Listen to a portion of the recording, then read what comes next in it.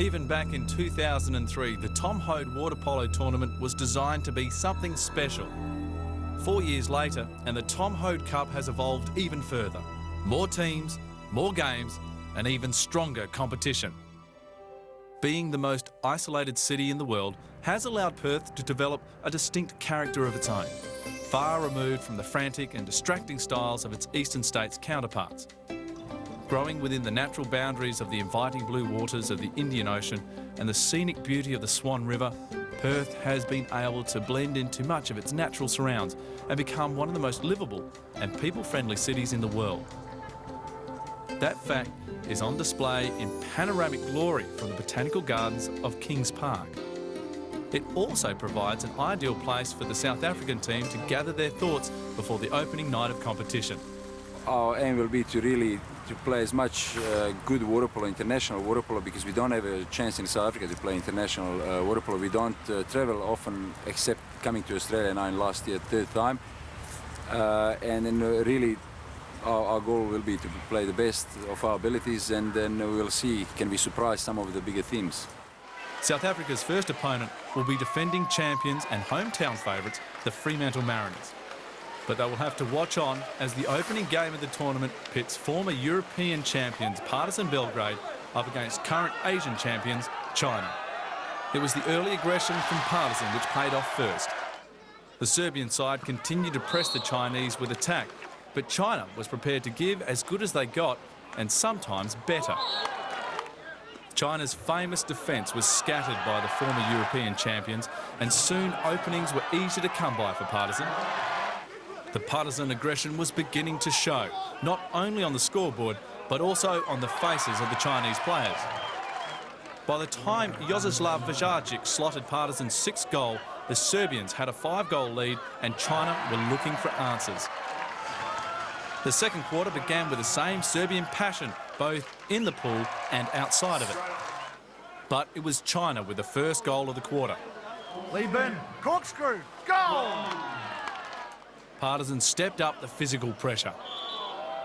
But the exclusion of Gojko Pijletovic gave China a chance to steady. Ball moves around the top, coming up. Oh, wrong option! That wasted opportunity was punished shortly after when Andrija Prananovic slotted this one. China traded goals in the remainder of the quarter, finding the form that led them to the gold medal in Doha. China under the arm!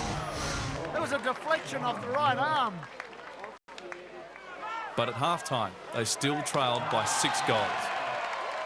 The start of the second half held no relief for China, as Partizan dominated nearly every aspect of the game and continued the attack with 6 unanswered goals. Milan Aleksic showing just how relentless the onslaught was. China added another 3 goals, but the night belonged to Partizan, and they left the competition with no doubts about what they were here for. It doesn't matter if it's Japan or China or some other team, Australian team, Italian team. This we want to use like a first part of preparation for the World Championship in Melville. South Africa may have had a stroll in Kings Park to ready themselves for their first match, but coming up against defending champions the Fremantle Mariners in the first game was not going to be a walk in the park. Varga! Fremantle took full advantage of a jet-lagged South Africa and made them chase early and pay dearly. Following a Fremantle miss and an exclusion on Mitchell Ainsworth, South Africa were finally on the board. And a second moments later from Etienne Leroux had the visitors trailing by just 1 goal at half-time. With the Leroux brothers teaming up for the score-levelling opener to the second term, things were looking promising for the South Africans. But Fremantle's young bloods were proving very difficult to contain. Lawrence to Halloran! Through Peter Tresize, Fremantle wrestled back a 2-goal lead, which had South African coach Vladimir Trininic demanding more from his players. Pierre Leroux answered those demands, but with some subtlety. What a beautiful lob there from Pierre Leroux. With the lead dwindled to 1, it was time for the young guns to step up again. Individually, though, this time. And at the major break, Fremantle enjoyed a 3-goal buffer once again. In past years, South Africa had been accused of going to sleep in the third quarter, but after an early goal, things looked different. That was until Fremantle added 4 goals to their score, courtesy of Neesham, Cleland and O'Halloran, whose third for the game bumped the lead out to 6. O'Halloran from the free throw. But moments before the end of the third term, South Africa combined some textbook play with an unorthodox finish. Ball moves round to Diesel. Goal! Excellent goal. Looks one way, shoots the other, catches Stanton off guard. For Fremantle in the final quarter, it was a case of catch me if you can, and South Africa just couldn't. By the final hooter, they had narrowed the lead, but not enough. Fremantle with a 3-goal win, but with work to do before they meet Brescia. They get a lot more experience than we do in Europe, playing games every couple of days at a really high level, and so I think we'll really have to improve if we want to beat those teams.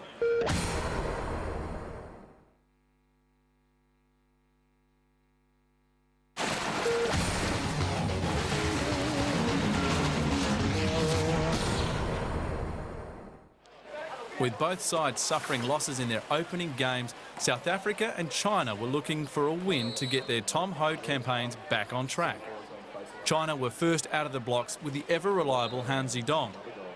The second quarter was a tight, seesawing period, with both sides only able to add 2 goals to their respective scores, allowing China to go into the half-time break maintaining a 2-goal lead. In the third period, South Africa went to sleep again, leaving opportunities open for the Chinese, who extended their lead to 4, which they held on to close out a scrappy fourth term and post their first win for the tournament.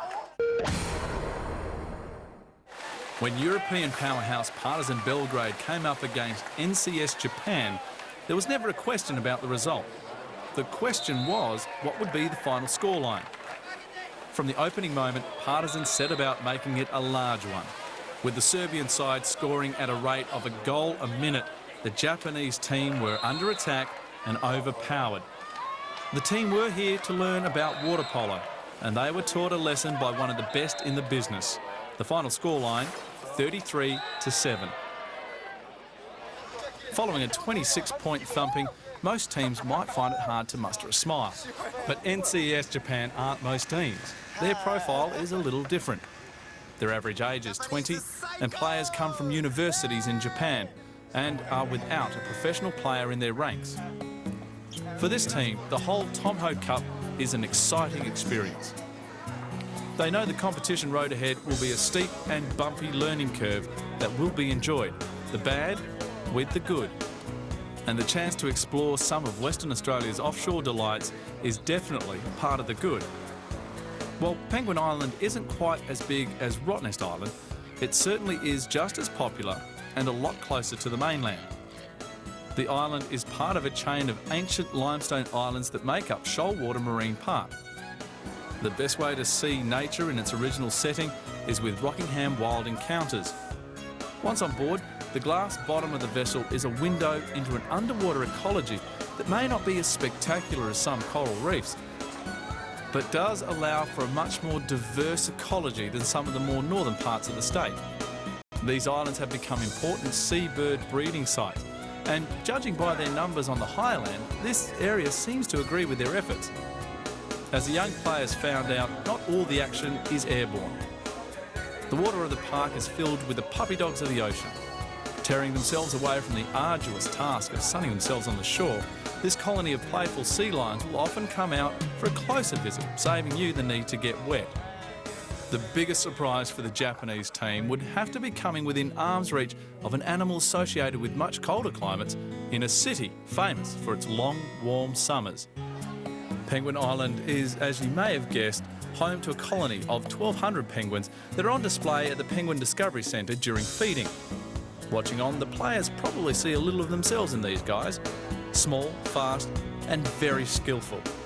Characteristics they'll have to use to their advantage if they are to pull an upset win off against a South African team desperate for a win in the Tom Hoad Cup. Japan's early speed and accurate passing made the South Africans look sluggish. Turning an apparent size disadvantage into a positive, Japan were able to draw early fouls to keep South Africa off guard. Foul taken, pushed out to Shida. And then straight into the charge in Yamaguchi. A sweet little flick on. Into the second quarter, both sides enjoyed a free and open attack, but it was the South Africans who were showing the greatest gains. In the second half, South Africa looked intent on snuffing out any hope of a win for the Japanese early. Diesel on the near post. One hand, two hands, straight in. How was that? He took it on the right, he just flicked it on to the left. Easy stuff. But they were to meet some stubborn resistance. Firstly, from Koyochi. And then from Skibuyama. Shibayama. Ah, the defender drifted away. You can't leave Shibayama free. As the game played out, though, South Africa were just too big, too strong and too experienced. The Green Caps running out 12-goal winners, 20-8, and moving up the leaderboard. We didn't play too badly yesterday evening. This morning was a little bit weak for us, but it's good to get in there and put a win on the board. Very good for the feeling in the team, momentum through the rest of the tournaments. It was a daunting prospect facing Brescia in Game 6. The Italian side taking on the Fremantle Mariners after stepping off a plane only 5 hours earlier. As you would expect, it was the Mariners with first touch, Hode showing his versatility in front of goals. Ball moves to Hode at the top. He sets up top right. Too easy for him. With Italian pride on the line, Brescia found another gear and quick goals turned the game in their favour, and this put them in the lead. Oh, a bit of a scramble. Prosciutti! Fremantle looked to regain control, and it was young gun Nick O'Halloran who stepped up. Going down the left, O'Halloran, too easy. The long flight from Rome appeared to be showing on Brescia, with frustrations and mistakes beginning to appear, with this one costing them dearly. Almost straight up. Oh, what a great... Oh, that's got to be a 5-metre. Yes, they've called a 5-metre penalty. No doubt about that at all. Varga's going to take it. Yes, bottom right. Easy for him. A wild bounce shot caught the Fremantle defence napping and allowed Brescia to claw back to within a goal through this counter-attack. Almost straight up on the right to Ayagi. He's the best in Asia. Look at him go. Let's see what he does. Pulls up under the arm. But each move forward used a lot of precious energy for the Italians, which Fremantle capitalised on to expose holes in their defence. Hode. Oh, sharp pass to Nisham. Tempestini worried now. Into the second half, and the signs were more promising for Brescia. Better attack and stronger defence saw the rewards begin to flow. And although Ainsworth was able to reply for Fremantle, there was no mistaking the tide was turning against the home side. Captain Tresize on the break. This will be just easy. Oh, no! Skipped away to the right. Foresti added a pair of gems to the Italian score as the Fremantle defence began to falter. And a quick counter-attack from Brescia allowed Prosciutti to turn the hometown boys inside out. Prosciutti got all the space in the world, turns, rolls and scores. Look, that's textbook stuff. With a single goal separating the sides and the game clock running down, both defence and attack were frantic. A questionable penalty in front of goals drew Binky's animated disappointment. That's an early shower for Binky. And handed Peter Tresize the game sealer. Fremantle winners 10-8. After last night's game, it was a real wake-up call that we're not really where we should be. Defence-wise, we really needed to tighten it up, and I think we did that tonight. We actually played a bit of zone tonight, got a few steals, so it was good to see the boys actually adapting to the game as it played.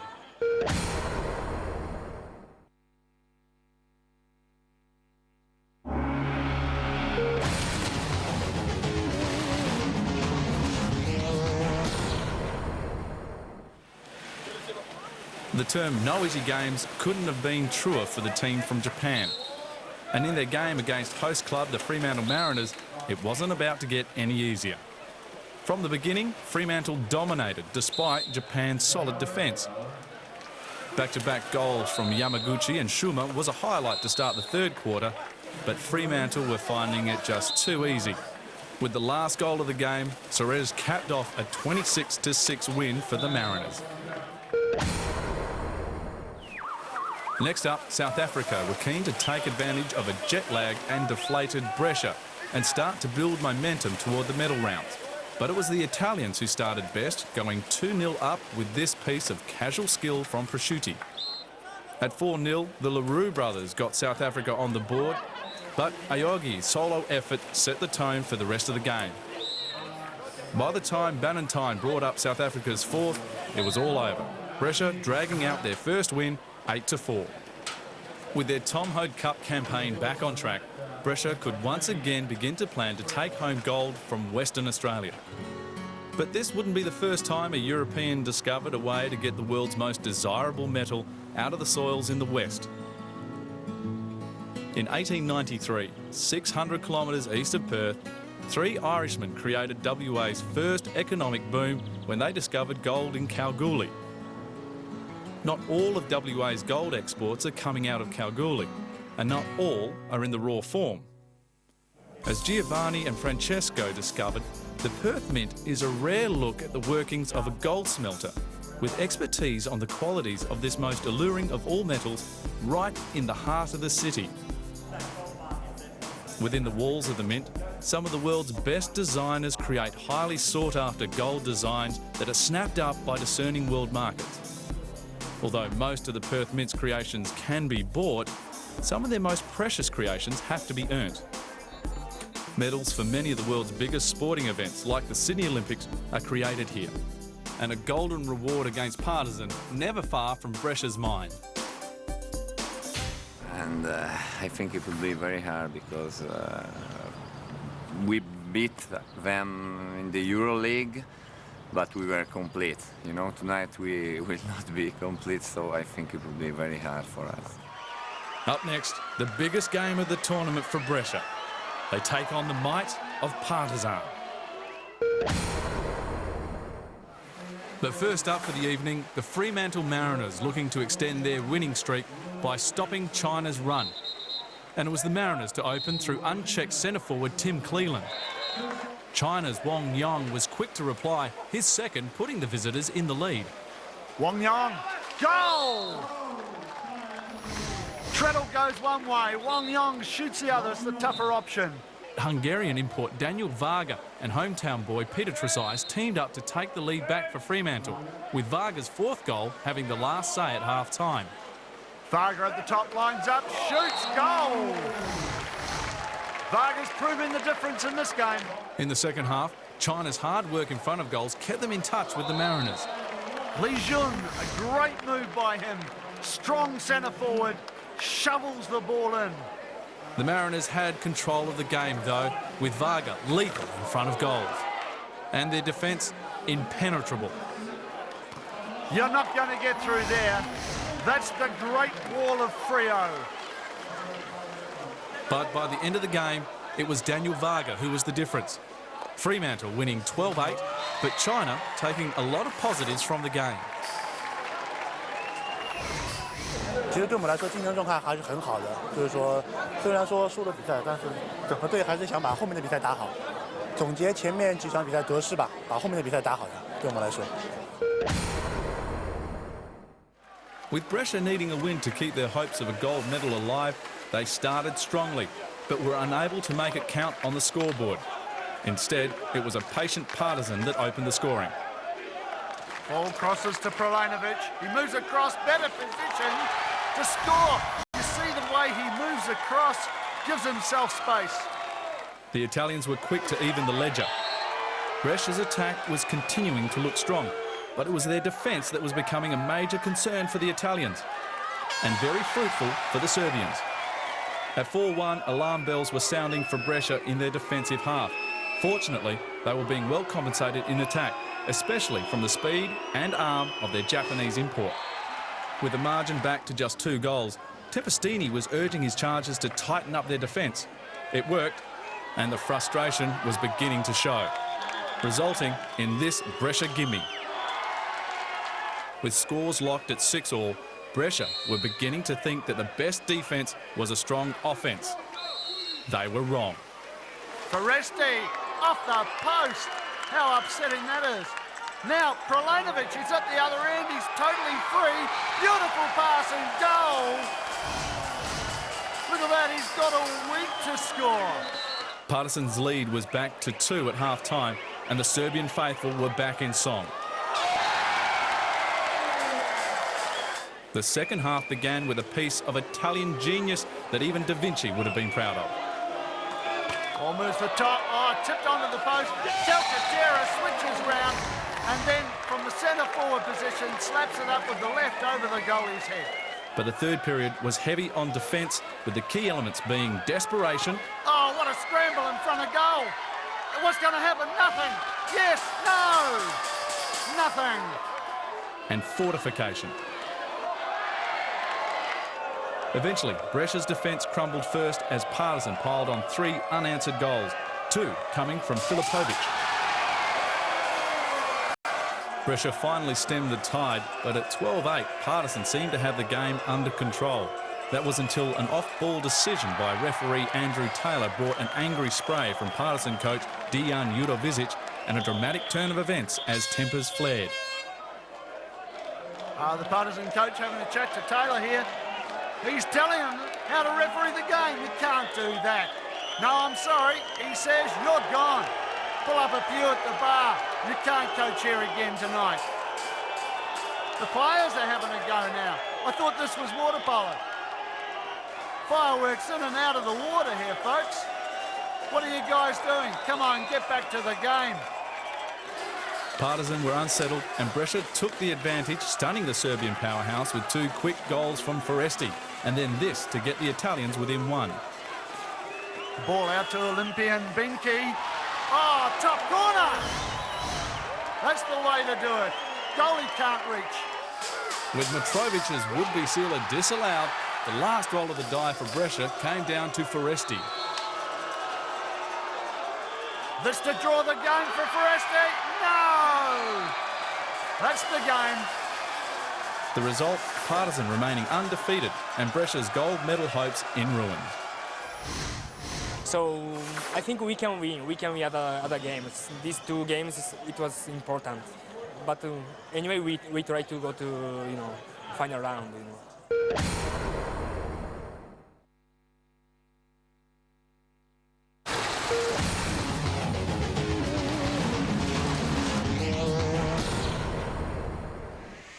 At the halfway point of the tournament, the leaderboard had already begun to take a permanent shape.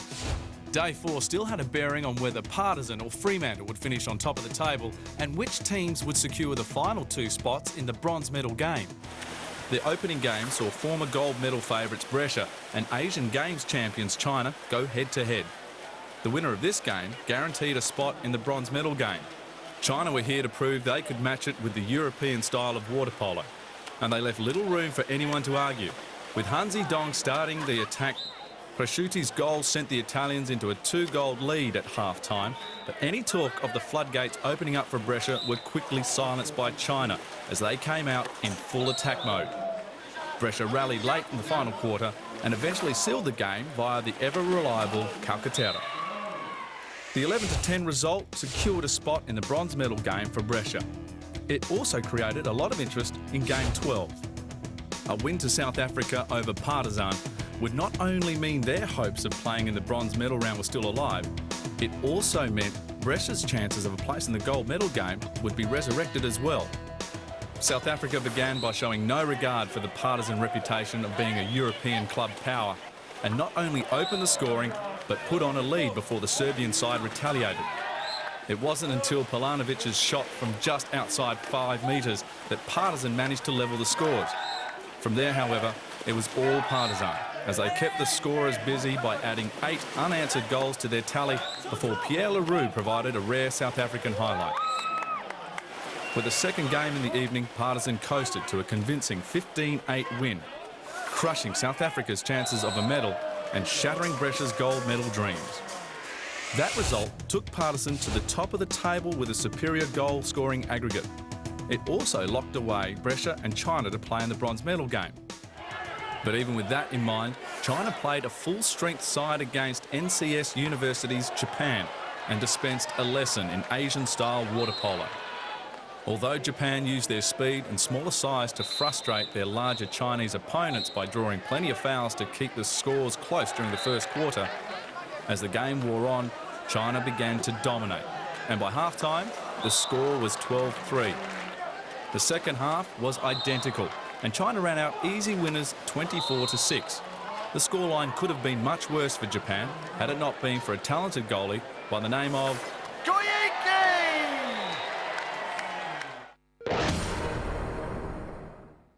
In tennis terms, the last match of the night between Partizan and Fremantle was a dead rubber.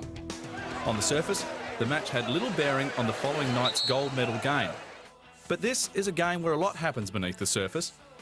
Both of these sides wanted to remain undefeated. Both sides wanted a psychological advantage, and most importantly, both sides wanted to win. But only one side could open the scoring. Ball moves into Piatlovic, centre forward, turns, scores! That's classic centre forward work. This game was always going to be an arm wrestle, and Fremantle had the muscle power. Ball to Daniel Varga at the top, that's dangerous. Goal! You don't leave him unchecked at the top. Partizan were happy to rely on one player up forward. Piatlovic is third and takes Partizan 3-1 ahead. While Fremantle continued to share the responsibility. Ball moving around, centre forward, Tresize, Varga! How's that? Flipped it over, beautiful work, Tresize. Finishing the first quarter, it was Partizan with the last goal, courtesy of Prolanovic. In the second quarter, it was Fremantle's Varga who led off the scoring. But on the last line of defence, there was only one person the Mariners could rely on. Stanton, what a rock! And while the home side wasted opportunities in front of goals, hard work by Partizan was beginning to hurt Fremantle. Oh, Piatlovic, 8-6. Tim Neesham stepped up with 2 goals to even the score, with his second on half-time bringing the crowd to their feet. Neesham! I wonder if the crowd knows the final is tomorrow night. Despite the first goal of the third quarter going to Fremantle, the rest of the period belonged to Partizan. Goals to Piatlovic and Karolija had the Serbian side running hot. And then after this piece of Vezajic magic, it seemed nothing could stop the parade. Nice long cross, left hand, Vezajic! Nice bouncer after a beautiful long cross pass. Nothing, that is, except the Serbs themselves. Vlahovic, he's upset. Oh, he's been rolled by Taylor. Oh, the bottle into the river. Despite Varga's penalty from Filipovic's indiscretion, Vezajic ensured the Mariners still trailed by 3 heading into the final quarter. Piatlovic's effort in front of goals tightened the noose for Fremantle until Neesham sparked a comeback. Backhander. That's pretty good from the left-hander from the sharp angle. Cleland added his touch on counter-attack, while Hode lost his in attack. Oh, Hode, you idiot, not in the face. With the clock ticking away, Tim Neesham got the Mariners within a goal to force overtime. And using a timeout to hatch a plan, they set about using the precious seconds, but to no avail. Partizan running out winners 15-14.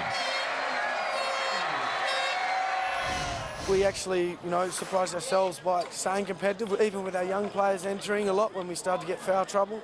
So I think we'll come into the game tomorrow really positive.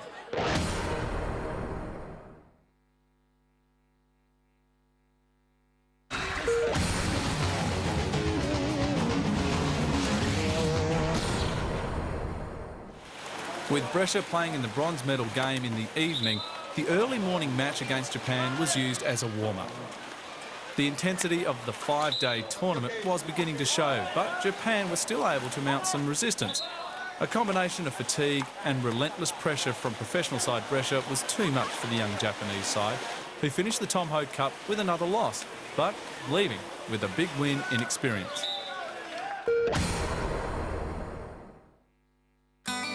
When you visit a state that is 3.5 times the size of Texas, you can bet there are a lot of things to see that you won't find in many other places.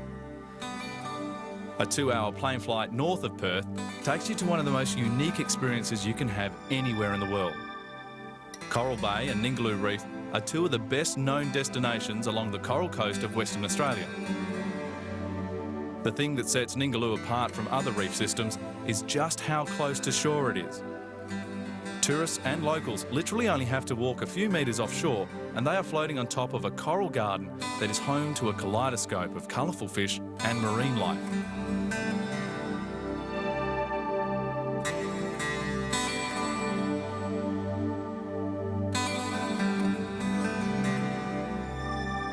For the more adventurous, the outer reef and blue water is the site for one of the most miraculous meetings you could possibly imagine.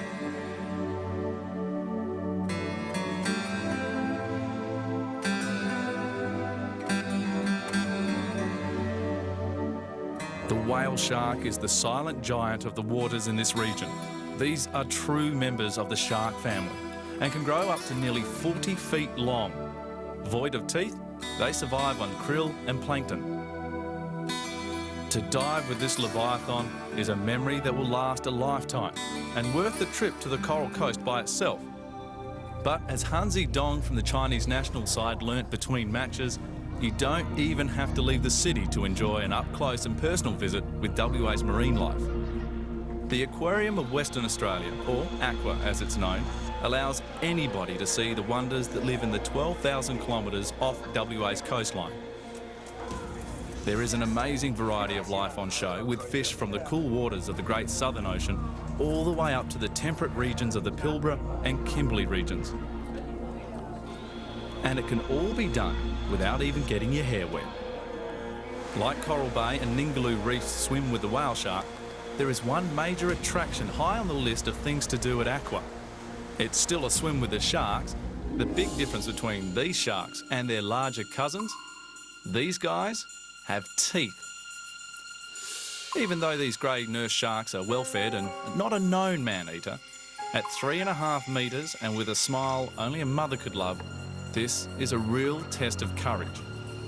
With this unique experience under his belt, Hansi Dong and his fellow water polo players now need to focus on another challenge. The chance to beat one of the best European club sides in the world and take home a medal from the Tom Hoad Cup. With both sides having met earlier in the tournament, Brescia were keen to avoid a repeated slow start. Calcaterra, Binky, he's up, top corner, 2-0. Eventually China found their touch up forward.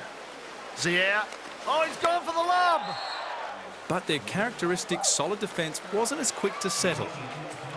Calcaterra on the break. He's got plenty of time here. Look at that, between the arms. And while a clever piece of work through Ki kept China's score ticking along. Oh, look at the way he's done that. He's dragged it backwards. Very unusual. It was the brilliant work of Gi in goals for China which was keeping them in the game. Prosciutti on the charge. No trouble here for him, surely. No, Gi stops it. And by the start of the third term, had single-handedly halted the Brescia onslaught. There it is. Oh, Gi with his 9th save. China were next on the board, dragging the margin back to 2. Bouncer! Eventually, after almost 7 minutes, the Italians found a hole. Prosciutti right through the goalie's arms. That's called donut. Just takes a slight deflection. China's attack was gaining momentum. Liang at the top. Puts it straight down the middle. Oh, sad for Calcaterra. He got a hand on it. And the defence was forcing Brescia to take a few risks. Calcaterra, oh, that was a bit risky. Rolling on his back and then skipping the ball under the arm. With China's defence in the fourth quarter stepping up another notch, Brescia were starting to lose the ascendancy and their lead. Oh, big cross pass to go. Bouncer! Brescia's attack had disappeared from the radar, while China continued to create opportunities. But it was number 1 who was creating hope for China. Magalotti, Foresti, stopped by Gi again. As the Italians scrambled to keep China at bay, eventually the clock and Prosciutti had the relief for Brescia. Aoagi, oh, snaps pass there to Prosciutti. Took the foul, skipped it across to Prosciutti who lobbed. The Italians winning 8-5, but both sides taking a lot from the game. 你觉得我们今后和这些高水平队伍在进攻上和一些进攻上的战术的处理和对抗的技术上面，还需要一些琢磨。还有个人的防守技术，是这样。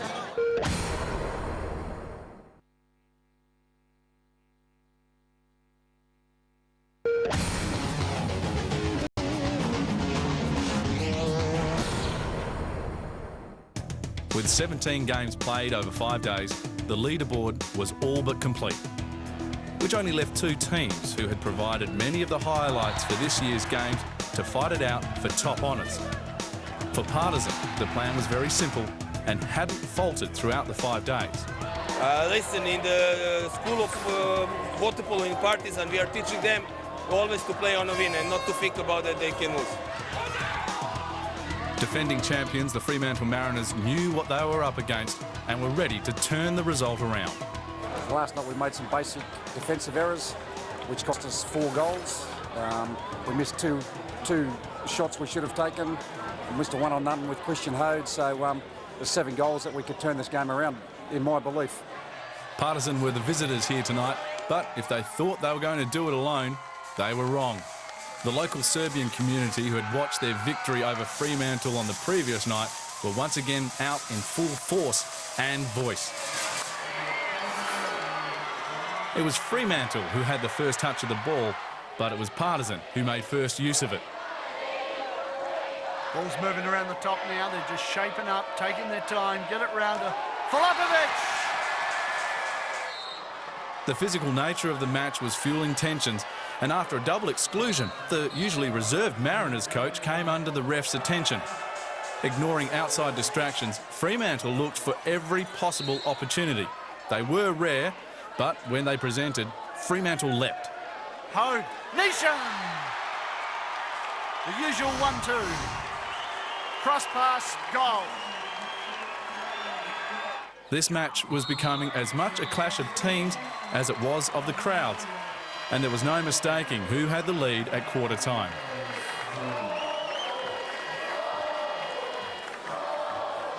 Partisan kept applying the pressure, desperately trying to puncture the Mariners' defence, but were frustrated by the sensational efforts of Australian national goalkeeper James Stanton. The Black Caps had opened up the heavy artillery, firing home this score-levelling goal, and moments later, Partisan took the lead for the first time in the match.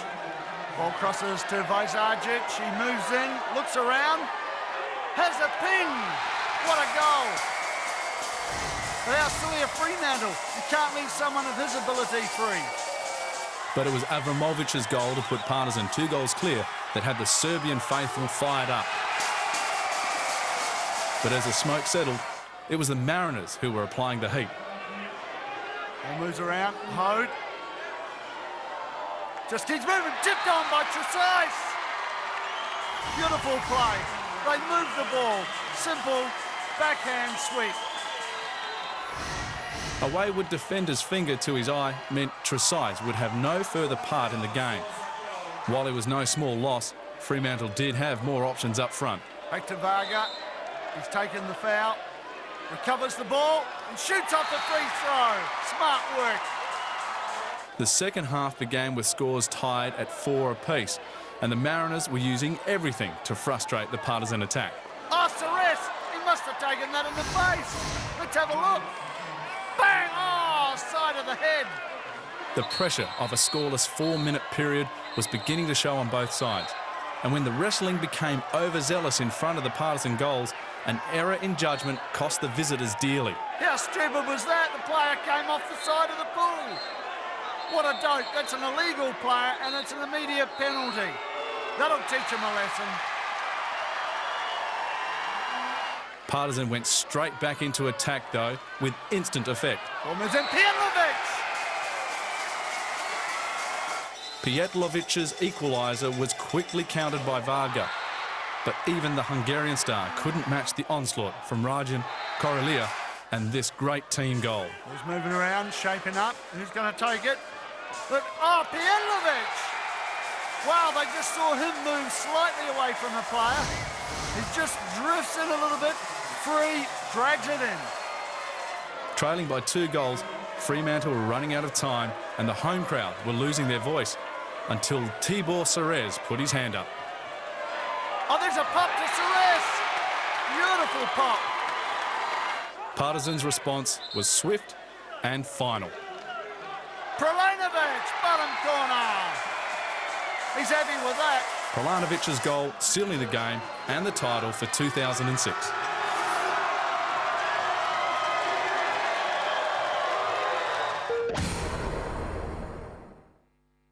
Perth is one of the destinations in Australia that is admired for its skyline. Subtle, yet striking. Memorable for visitors who return time after time.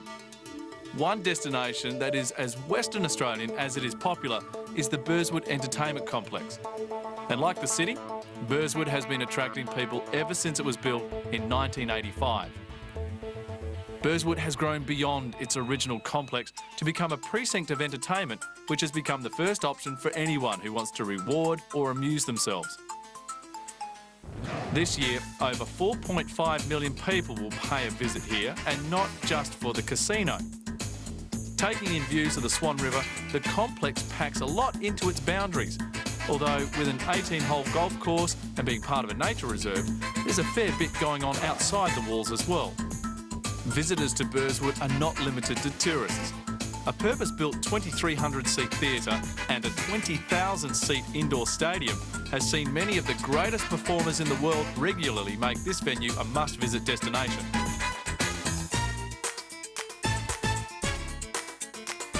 With a casino, over a dozen restaurants and more than 700 rooms to choose from, most entertainment complexes would be happy.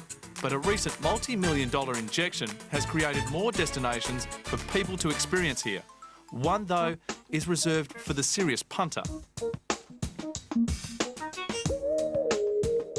Burswood's new international room is a masterpiece in design and incorporates the finest local and international materials and designers. The only drawback is that it is by invitation only. Another new addition, which is just as impressive and salubrious, but open to all, is Allure. A 5-star eating experience that was the ideal place for the players in this year's Tom Hoad Cup to take off the gloves, mingle and reflect on the tournament. Ci siamo divertiti molto, il tempo è splendido per noi che abbiamo l'inverno a casa e anche il torneo è bellissimo, tantissima gente, è veramente piacevole. Playing good teams like Fremantle, Brescia, Partizan, you learn a lot from those players, you know, it helps to improve your game. Obviously playing with the older players in my team as well, you learn a lot from them and you play with them. It's been a great tournament.